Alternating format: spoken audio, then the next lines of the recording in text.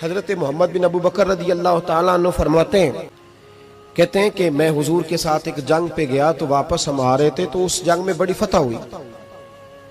5واں حصہ مال غنیمت کا ہم نے سرکار کی بارگاہ میں نذرانہ پیش کیا تو 80 اونٹ حضور کے حصے میں بھی آئے، اتنا نفع ملا۔ واپس آ رہے تھے تو ایک جگہ شام کا وقت ہو گیا، کچھ علاقہ اچھا ملا تو حضور نے فرمایا سفر آگے نہ کرو، یہیں پڑاؤ کر لو، پتہ نہیں آگے جا کے کوئی ایسی اچھی جگہ میسر آئے نہ آئے۔ حالانکہ حضور سارا کچھ جانتے ہیں پر تعلیم امت کے لیے فرمایا یہی۔ کہتے خیمے لگ گئے، رک گئے، ایک ایک خیمے میں 2 2 4 4 آدمی۔ فرماتے ہیں میرے خیمے میں حضرت محمد بن ابو بکر جناب ابو بکر کے صاحبزادے تو میرے خیمے میں جو صحابی تھے نا وہ بڑے موٹے تازے تھے، بڑے وجود ان کا بسطۃ فی العلم والجسم، موٹے تگڑے۔ مغرب کی نماز پڑھنے ہم حضور علیہ الصلوۃ والسلام کی بارگاہ عالی مرتبت میں حاضر ہوئے، حضور کے پیچھے نماز پڑھی اقتداء میں۔ کہتے نماز مکمل کر کے نا تو صحابی کا دل کیا میں دست بوسی کروں۔ اس زمانے میں لوگ لکڑی کے جوتے پہنتے تھے، کھڑاؤں کہا جاتا تھا۔ حضور کے قدمین شریفین پر نالین مقدس نہیں تھے اور حضور کا وجود نا بڑا نازک تھا۔ صحابہ کہتے ہیں جب دست مبارک میں ہاتھ ملاتے تھے تو حضور کا دست مبارک کستوری سے زیادہ خوشبو والا ہوتا تھا اور برف سے زیادہ ٹھنڈا ہوتا تھا۔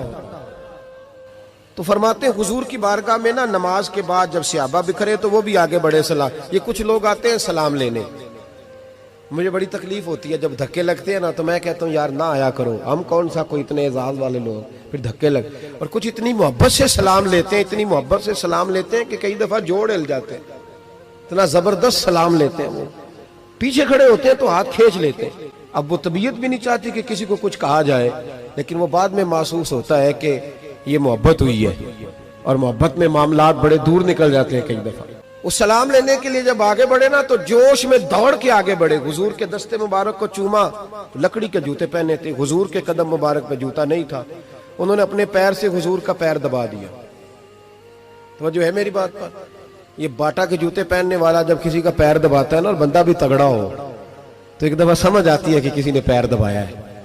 تو محبوب کے دستے مبارک میں چھڑی رہتی تھی، سنت مبارکہ ہے چھڑی رکھنا، عصا مبارک۔ جب اس صحابی نے پیر دبایا نا تو نبی پاک اب وہ چھوڑ بھی نہیں رہے، دیر ہو گئی، پیر پہ پیر رکھ کے کھڑے، تو تکلیف محسوس کی۔ سرکار نے تو چھڑی پیٹ میں چبھائی، فرمایا یار میرا پیر تو چھوڑ دے۔ اب وہ پیچھے ہٹے تو بڑے پریشان ہوئے کہ یہ مجھ سے کیا ہو گیا، کانپنے لگے، رونے لگے۔ حضور نے فرمایا کوئی بات نہیں جاؤ۔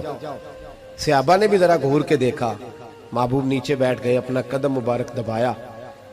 حضرت محمد بن ابو بکر کہتے ہیں اپنے خیمے میں ہم لوگ چلے گئے، عشاء کی نماز بھی حضور کے پیچھے پڑھی پر وہ صحابی ساری رات سو نہیں سکے۔ یار یہ مجھ سے کیا ہو گیا، گرا جو ان کی نگاہ سے وہ سنبھل نہیں سکتا، میں نے حضور کو تکلیف دی، محبوب کو تکلیف دی۔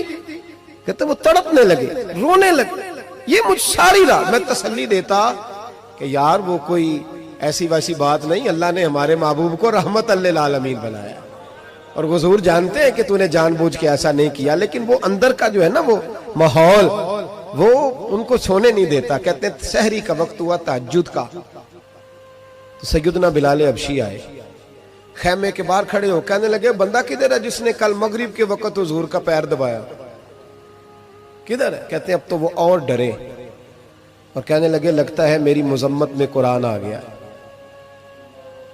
محبوب کی غیر ارادی بے ادبی بھی اللہ کو پسند نہیں، کہا لگتا ہے آیتیں آ گئیں، پتہ نہیں میرے بارے میں کیا حکم آیا ہوگا، آپ اپنے ابا سے کہہ کے میری سفارش کرائیں گے، جناب صدیق اکبر سے کہیں گے، کہیں ایسا نہ ہو کہ میری دنیا بھی جائے اور آخرت بھی جائے۔ کہتے تڑپتے سسکتے در رسول پہ پہنچے، سحری کا وقت، حضور تشریف فرما ہے۔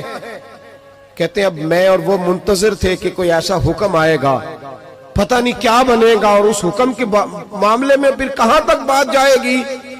قربان جائے جب حضور کے سامنے کھڑے ہوئے تو سارا کچھ جاننے والے محبوب نے اپنی امت کی تعلیم کے لیے فرمایا بھائی عشاء کے بعد ہی تجھے بلانے کا ارادہ ہوا تھا، پھر خیال آیا کہ تو کہیں سویا ہوگا، سحری میں لوگ اٹھ جاتے ہیں تہجد کے لیے، اس لیے تجھے بلایا ہے۔